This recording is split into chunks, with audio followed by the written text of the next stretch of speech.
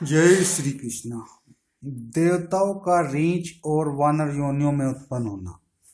मार्कंडेय जी कहते हैं, तदंतर रावण से कष्ट पाए हुए ब्रह्मऋषि, देवर्षि तथा सिद्धगण अग्निदेव को आगे करके ब्रह्मा जी की शरण में गए।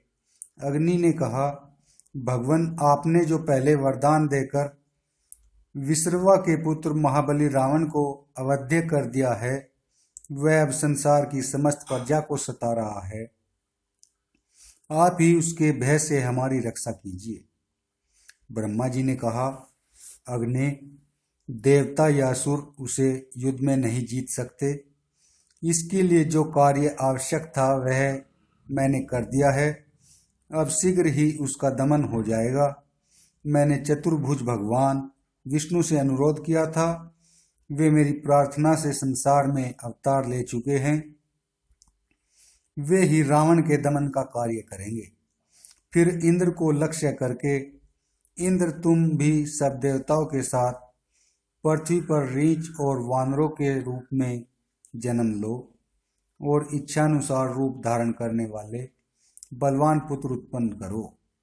फिर दुंदुभी नाम वाली गंधर्वी से कहा, तुम भी देव कार्य की सिद्धि के लिए पृथ्वी पर अवतार धारण करो। ब्रह्मा जी का आदेश सुनकर दुंदुभी मंत्रा के नाम से अवतीर्ण हुई। वह शरीर से कुबड़ी थी। इसी प्रकार इंद्र आदि देवताओं ने भी अवतीर्ण होकर रीछ और वानरों की स्त्रियों में पुत्र उत्पन्न किए। वे सब वानर और रीछ, यक्ष तथा बल में अपने पिता देवताओं के समान ही हुए। वे पर्वतों के शिखर तोड़ डालते थे। साल और ताड़ के वृक्ष तथा पत्थर की चट्टानें ही उनके आयुध थे। उनका शरीर वज्र के समान अभेद्य और सुदृढ़ था। वे सभी इच्छानुसार रूप धारण करने वाले बलवान और युद्ध करने में निपुण थे। ब्रह्मा जी ने यह सब व्यवस्था करके मंत्रा से जो काम लेना था वह उसे समझा दिया। इस प्रकार राम का वनवास, खरदूषण आदि राक्षसों का नाश और रावण का मारीच के पास जाना, इस तरह की घटनाएं घटी। युधिष्ठिर ने पूछा, मुनिवर, आपने श्री रामचंद्र जी आदि सभी भाइयों के जन्म की कथा तो सुना दी। अब मैं उनके वनवास का कारण सुनना चाहता हूँ। दशरथ कुमार राम और लक्ष्मण तथा यशस्विनी सीता को वन में क्यों जाना पड़ा? मार्कंडेय जी ने कहा, अपने पुत्रों के जन्म से राजा दशरथ को बड़ी प्रसन्नता हुई। उनके वे तेजस्वी पुत्र कर्म से बढ़ने लगे। उन्होंने उपनयन के पश्चात विधिवत ब्रह्मचर्य का पालन किया और वेद तथा रहस्य सहित धनुर्वेद के पारंगत विद्वान हुए। समयानुसार जब उनका विवाह हुआ, उस समय राजा विशेष प्रसन्न और सुखी हुए। चारों पुत्रों में राम सबसे ज्येष्ठ थे। वे अपने मनोहर रूप और सुंदर स्वभाव से समस्त प्रजा को आनंदित करते थे। सबका मन उनमें रमता था। राजा दशरथ बड़े बुद्धिमान थे। उन्होंने सोचा, अब मेरी अवस्था बहुत अधिक हो गई, अतः राम को युवराज पद पर अभिषिक्त कर देना चाहिए।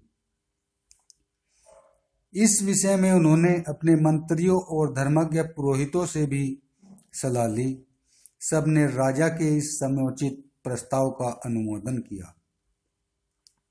श्री रामचंद्र जी के सुंदर नेत्र कुछ कुछ लाल थे, भुजाएं घुटनों तक लंबी थी, मस्त हाथी के समान चाल थी, छाती चौड़ी और सिर पर काले काले घुंघराले बाल थे। देह की दिव्य कांति दमकती रहती थी। युद्ध में उनका पराक्रम देवराज इंद्र से कम नहीं था। उनका नयनाभिराम रूप देखकर शत्रु के भी नेत्र और मन लुभा जाते थे। वे सब धर्मों के तत्ववेता और बृहस्पति के समान बुद्धिमान थे। संपूर्ण प्रजा का उनमें अनुराग था। वे सभी विद्याओं में प्रवीण, जितेंद्रिय, दुष्टों को दंड देने वाले, धर्मात्मा साधुओं के रक्षक, धैर्यवान, दुर्धर्ष, विजयी और अजय थे। ऐसे गुणवान तथा माता कौशल्या का आनंद बढ़ाने वाले पुत्र को देखकर राजा दशरथ बहुत प्रसन्न रहा करते थे। श्री रामचंद्र जी के गुणों का स्मरण करते हुए राजा दशरथ ने पुरोहित को बुलाकर कहा, ब्राह्मण, आज पुण्य नक्षत्र है, रात में बड़ा पवित्र योग आने वाला है। आप राज्याभिषेक की सामग्री एकत्र कीजिए और राम को इसकी सूचना भी दे दीजिए। राजा की यह बात मंत्रा ने सुन ली। वह ठीक समय पर कैकई के पास जाकर बोली, रानी कैकई, आज राजा ने तुम्हारे लिए दुर्भाग्य की घोषणा की है। कौशल्या का ही भाग्य अच्छा है कि उसके पुत्र का राज्याभिषेक हो रहा है। तुम्हारे ऐसे भाग्य कहाँ? तुम्हारा पुत्र तो राज्य का अधिकारी ही नहीं है।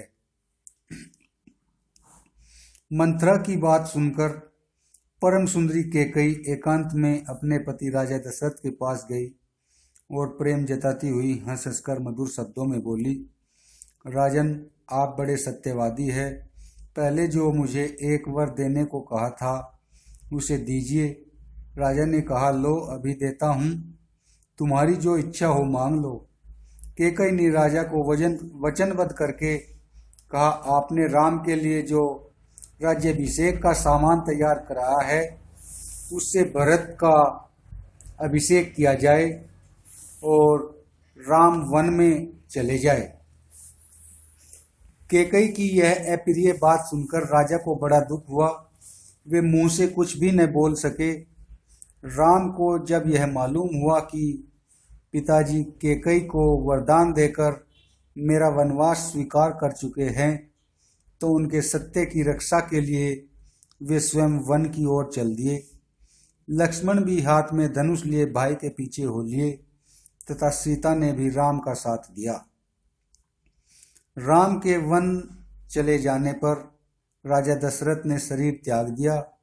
तदंतर कैकई ने भरत को ननिहाल से बुलवाया और कहा, राजा स्वर्गवासी हो गए और राम लक्ष्मण वन में हैं। अब यह विशाल साम्राज्य निष्कंटक हो गया है, तुम इसे ग्रहण करो। भरत बड़े धर्मात्मा थे। वे माता की बात सुनकर बोले, कुलघातिनी, धन के लालच में तूने कितनी क्रूरता का काम किया है। पति की हत्या की और इस वंश का सत्यानाश कर डाला। मेरे माथे पर कलंक का टीका लगा दिया। यह कहकर वे फूट फूट कर रोने लगे। उन्होंने सारी प्रजा के निकट अपनी सफाई दी कि इस षड्यंत्र में मेरा बिल्कुल हाथ नहीं था। फिर वे रामचंद्र जी को लौटा लाने की इच्छा से कौशल्या, सुमित्रा और कैकई को आगे करके शत्रुघ्न के साथ वन को चले। साथ में वशिष्ठ, वामदेव और आदि बहुत से ब्राह्मण और हजारों पुरवासी भी थे। चित्रकूट पर्वत पर जाकर भरत ने लक्ष्मण सहित राम को धनुष हाथ में लिए तपस्वी के वेश में देखा। भरत के अनुनय विनय करने पर भी राम लौटने को राजी न हुए। पिता की आज्ञा पालन करना था, इसलिए उन्होंने भरत को ही समझा बुझाकर वापस कर दिया। भरत जी अयोध्या में न जाकर नंदीग्राम में रहने लगे और भगवान श्री राम की चरण पादुका का सामने रखकर राज्य का प्रबंध देखने लगे। राम ने सोचा, यदि यहाँ रहूंगा तो नगर और प्रांत के लोग बराबर आते जाते रहेंगे। इसलिए वे सरभंग मुनि के आश्रम के पास घोर जंगल में चले गए। सरभंग का आदर सत्कार करके वे दंडकारण्य में जाकर गोदावरी नदी के सुरम्य तट पर रहने लगे। वहाँ से पास ही जनस्थान नामक वन का एक भाग था। उसमें खर राक्षस रहता था। शूर्पणखा के कारण राम का उसके साथ वैर हो गया। श्री रामचंद्र जी ने वहां के तपस्वियों की रक्षा के लिए 14,000 राक्षसों का संहार किया। महाबलवान खर और दूषण का वध करके उन्होंने इस स्थान को धर्मारण्य एवं निर्भय बना दिया। शूर्पणखा के नाक और होठ काट लिए गए थे, इसी कारण यह विवाद खड़ा हुआ था। जब जन्मस्थान के वे सब राक्षस मारे गए तो शूर्पणखा लंका में गई और दुख से व्याकुल होकर रावण के चरणों पर गिर पड़ी। उसके मुख पर अभी भी लहू के दाग बने हुए थे जो सूख गए थे। अपनी बहन को इस विकृत दशा में देखकर रावण क्रोध से विवल हो उठा और दांत कटकटाता हुआ सिंहासन से कूद पड़ा। उसने मंत्रियों को वहां ही छोड़ एकांत में जाकर शूर्पणखा से कहा, कल्याणी बताओ तो किसने मेरी परवाह न करके मुझे अपमानित करके तुम्हारी यह दशा की है? कौन तीखा त्रिशूल लेकर अपने सारे शरीर में चुभोना चाहता है? कौन सिंह की दाढ़ों से हाथ डालकर बेखटके खड़ा है? इस प्रकार बोलते हुए रावण के कान, नाक और आंख आदि छिद्रों से आग की लपटें निकलने लगी। शूर्पणखा ने राम के पराक्रम और खरदूषण सहित समस्त राक्षसों के संहार का सारा वृत्तांत कह सुनाया। उसने अपनी बहन को सांत्वना दी और उस समय का कर्तव्य निश्चित करके नगर की रक्षा आदि का प्रबंध कर आकाश मार्ग से उड़ा। उसने गहरे महासागर को पार किया, फिर ऊपर ही ऊपर गोकर्ण तीर्थ में पहुंचा। वहां आकर रावण अपने भूतपूर्व मंत्री मारीच से मिला, जो श्री रामचंद्र जी के ही डर से वहां छिपकर तपस्या कर रहा था। जय श्री कृष्णा।